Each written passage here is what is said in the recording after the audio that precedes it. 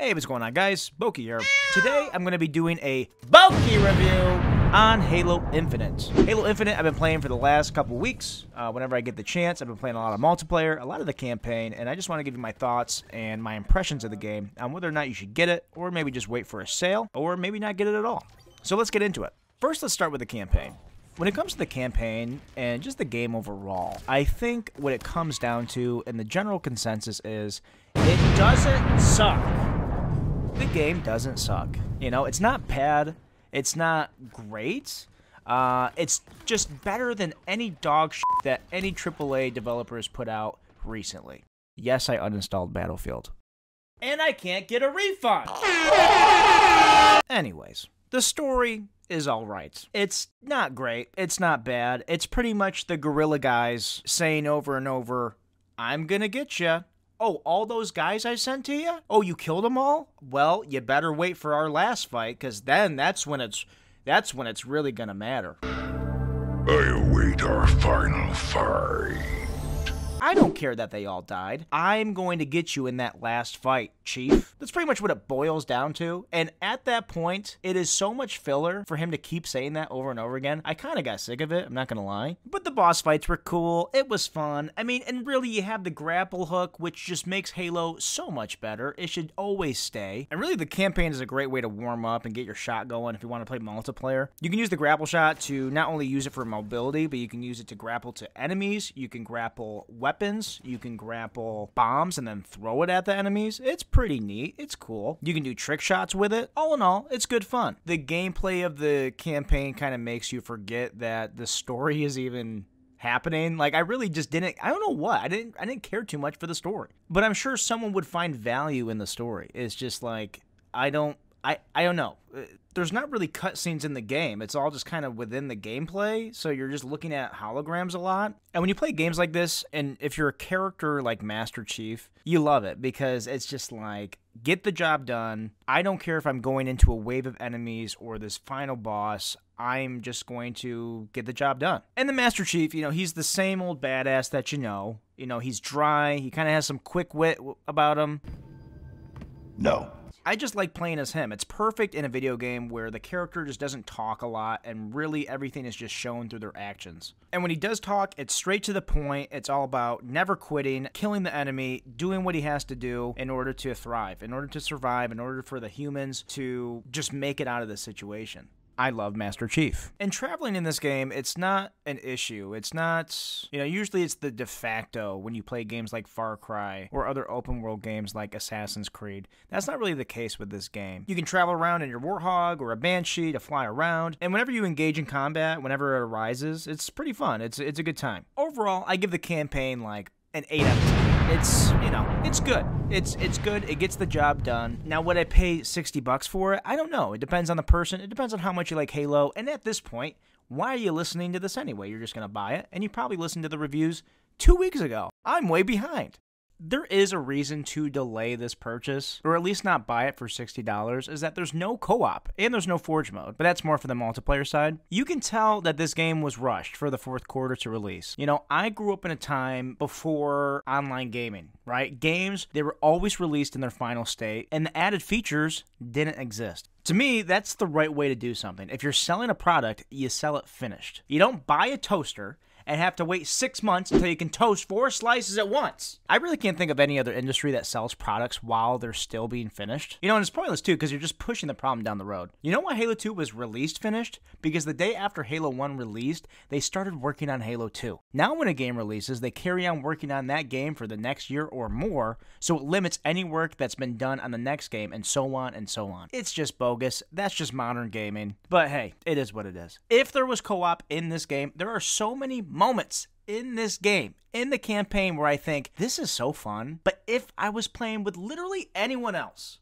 it would be like 7 times more fun. So, you know, I think it's going to be until May 2022 when they come out with the co-op. Just wait till then, you know. I mean, the campaign's good. If you want to have a good time with it, play it, you know. It's just unfortunate. That's just how gaming is. Anyway, the multiplayer. It costs $0.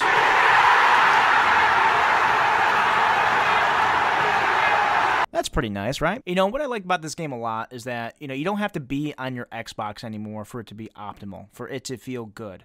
You know, on the last games, you know, for MCC, it just didn't feel optimized for the PC. It just didn't feel good. Everything felt delayed. There was like an input lag with a lot of the guns or switching your weapon, throwing grenades.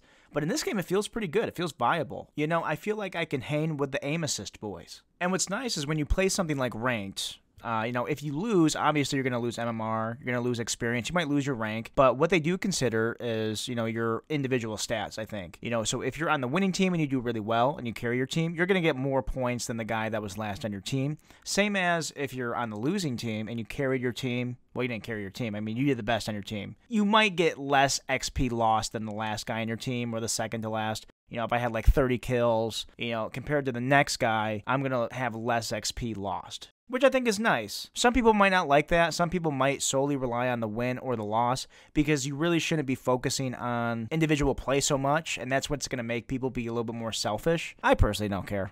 I'm all right with that. And really, I'm kidding. I mean, if you've ever played Halo, you know it's a lot of team play. It's a lot of trading your kills, getting those advantages, 2v1, 3v1 if you can. Just fighting for the power weapons. That's a huge part of Halo. You know Halo if you've played Halo. And that's what it's all about. Fighting for those power weapons, getting control of the map, and calling out. Even if you're the only one on your team that has a microphone and you're calling out, it's going to do a lot. And not just that, but you can ping now. So even if you don't talk, you can be useful for pinging enemies on the map, which is, you know, a godsend. If you have teammates that do this, praise Jesus. Praise Jesus! No one does this still. So you're going to be above the average person simply if you ping. So do that. It's common in other games. Just do it. You know, when you have a BR in your hands, you know, your whole goal is to get body shots in. And then on that last shot, when you break their shields, that's when you get the headshot. So, you know, you really have to pace out your shots. Some weapons have bloom, like the pistol. Like, you could be a god with the pistol. As long as you know how to maintain your bloom and your shots and pace out your shots,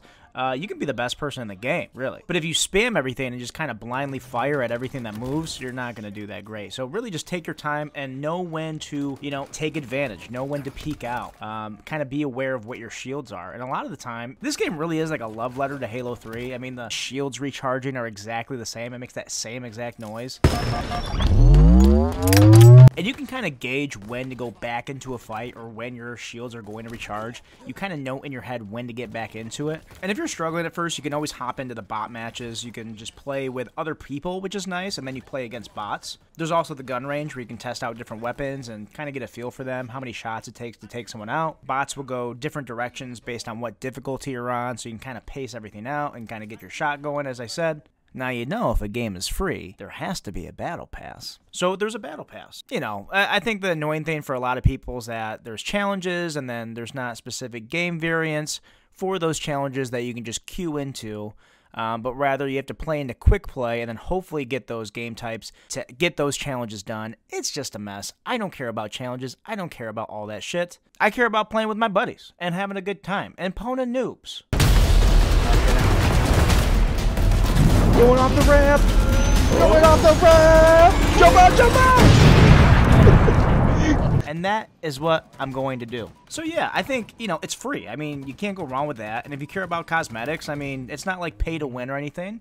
You pay for cool cosmetics. You can pay for the battle pass. You know, feel free to do that. But yeah, man, if you've played the other games before, you're going to like the multiplayer in this game. There's sprint. There's quicker movement. I think the skill gap is even higher in this game, I'll be honest. I like it. I love Halo Infinite. I think it's great. Campaign needs co-op. Multiplayer is pretty good. I think it needs a little bit. I think what it needs is some old maps. I think that'd be awesome. Like if this game had Lockout from Halo 2, oh damn, or Pit from Halo 3. I think that's still a class. You know, there's a lot of good maps from the old games that I think they can implement into these new games. It's okay to go back a little bit and have a little bit of the peak multiplayer maps. You know, but the new maps they're good. I think once they keep adding to it, once this game is just thriving with the community and everyone is understanding the game, I think this is going to be something great. I think it's going to, you know, down the road have a great community, and it already has a good foundation. You know, whether or not you get the campaign right away, that's up to you. You will have fun with it, and the gameplay loop is always good. So that's what it is, guys. Hope you guys enjoyed. Like and subscribe if you like content like this, or if you want more little reviews on games that I've been playing. And yeah, we'll see you in the next one. Later.